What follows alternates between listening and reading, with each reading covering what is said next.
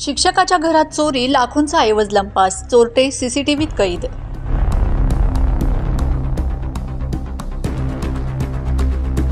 सराफ दुकान फोडण्याचा प्रयत्न अयशस्वी।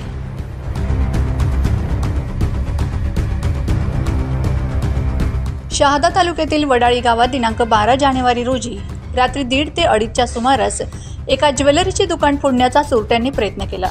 तर त्याच गावात एका कॉलनी शिक्षकाच्या घरात घरफोडीची घटना घडली आहे। या प्रकरणी सारंगखेडा पोलीस ठाण्यात अज्ञात चोरट्याविरुद्ध गुन्हा दाखल करण्यात आला आहे। चोरीचा प्रयत्न सराफ दुकानाच्या बाहेर लावण्यात आलेल्या सीसीटीव्ही कॅमेऱ्यात कैद झालाय।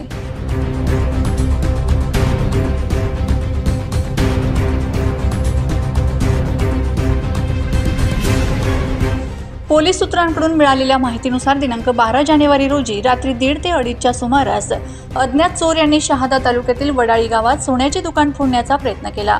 हा संपूर्ण प्रकार सीसीटीव्ही कॅमेऱ्यात कैद झाला आहे।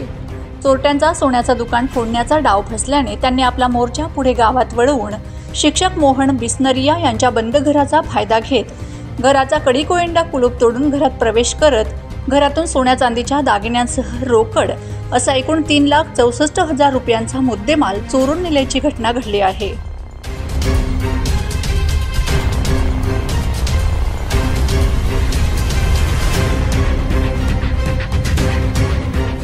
या संपूर्ण प्रकरणाची माहिती मिळाल्यानंतर पोलीस अधीक्षक श्रावण दत्त येस यांच्या मार्गदर्शनाखाली फॉरेन्सिक टीमने चोरी झालेल्या ठिकाणी तपासणी करायला सुरुवात केली।